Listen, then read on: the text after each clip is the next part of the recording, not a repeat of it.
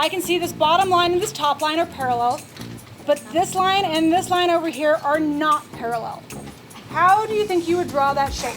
Intro to Engineering Design has students going through the problem solving and engineering process to learn about how to take a problem and find a solution, be creative with a solution, and they get to practice building and modeling those solutions.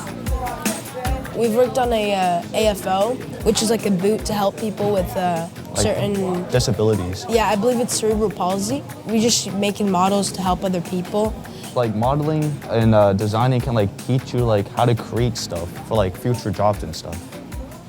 Some things I really love about this class is that it gives me the chance and to be creative, using like Tinkercad to like design things, and then like seeing them actually come out in real life is really fun and amazing. There's like, that would definitely be good. So if there's one thing that I would want students to get out of any of my classes, it's improved problem solving skills. Because no matter where they go in life, whether they end up engineers or something else entirely, if they can take a problem and break it down and find a solution to it, then they're going to be better at whatever they're doing. And so having classes like this help break down problems and help students become those problem solvers and people who can make a difference in the world.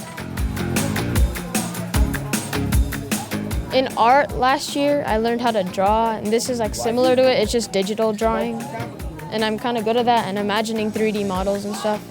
So I love when students get excited about things that they've created and when they make connections to the real world, and then when they see that something that they create can make a difference in someone's life. It kind of has those aha moments that I really like. Last year, I created like a cube with pieces. It's like a puzzle, and yeah, it was pretty cool. When I'm older, I wanted to like design like robots from NASA and stuff. So today we were learning how to measure, and you have to have precise measurements if you're gonna make things that are gonna go into space one day.